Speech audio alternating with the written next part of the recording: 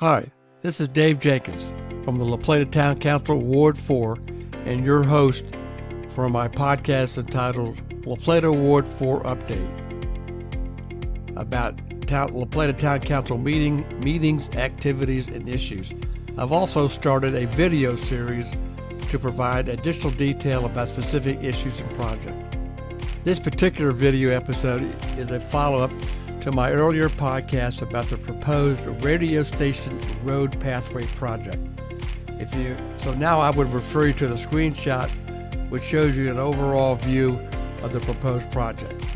La Plata, as a town, applied for a grant from the Maryland Bikeways Program through the Maryland Department of Transportation and the State Highway Administration by our transportation planning consultant, Mead Hunt.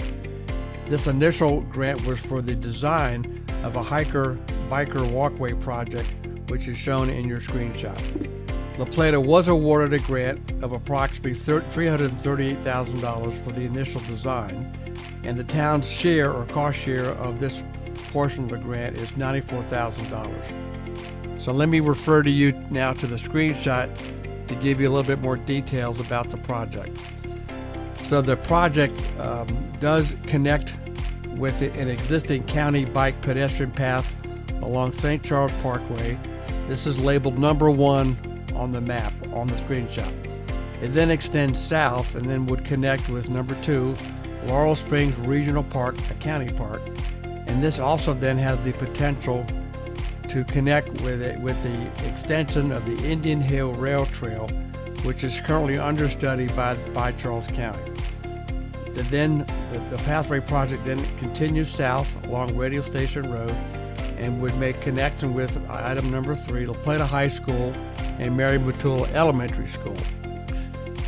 Again, going south and looking at number 4, it would then provide pedestrian access to the County Board of Education headquarters and the Springdale Center. And a follow-up node would also go right by and provide connection to Tillman Lake, which is a town park. Number 5, it would then connect with the agricultural residential community, where there's already an existing hiker-biker path. Then it would go in front of or adjacent to number 6, the Clark Senior Center and Sage Point. Then it would extend down Charles Street, Maryland Route 6, number 7, with an eventual connection down Willow Lane to Milton Summer Elementary School, and then finally would keep extending further down Charles Street into downtown La Plata, which is number 8 on the map. And please note that this pathway would also have the potential to connect with proposed paths and trails within the new community of Heritage Green, currently just starting construction. The timeline for the project is as follows. There was an initial kickoff in January of this year, which included a field tour or walk of the corridor. In mid-April of this year, there were field investigations by the team and the design and the consulting firms to look at the soil condition, utilities, and other environmental issues, and to begin a preliminary survey of the alignment. The town, through our consultant Mead Hunt, held a public hearing on March the 9th, 2022 to show some initial alternatives and to answer any questions or concerns during this public meeting.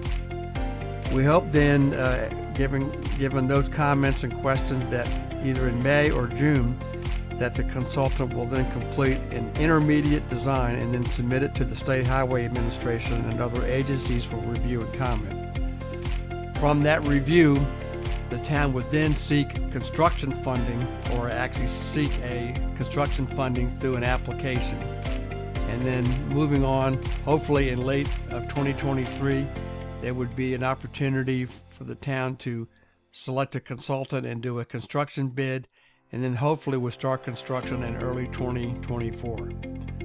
Please note that the construction funding will be looking at, again, applying for another cost-sharing grant from the Maryland Department of Transportation, and there will likely be a required town match. There's also the possibility of using American Rescue Plan funds, which we've already received our initial funding from that from the federal government, and then also obviously we will pursue other sources as well. So I just wanted to bring back to you kind of a video showing this exciting project. It is very exciting, and it does comply, and it's consistent with our 2020 comprehensive plan in trying to make La Plata a more walkable community. So thanks again for watching this video about this exciting project. As always, let me know your questions, your ideas, and comments, and you can email me at djenkins@townoflaplata.org, or you can certainly comment on my Facebook page, facebook.com/djenkins LP Town Council Ward 4. Thanks a lot, and I'll be looking forward to your questions and comments.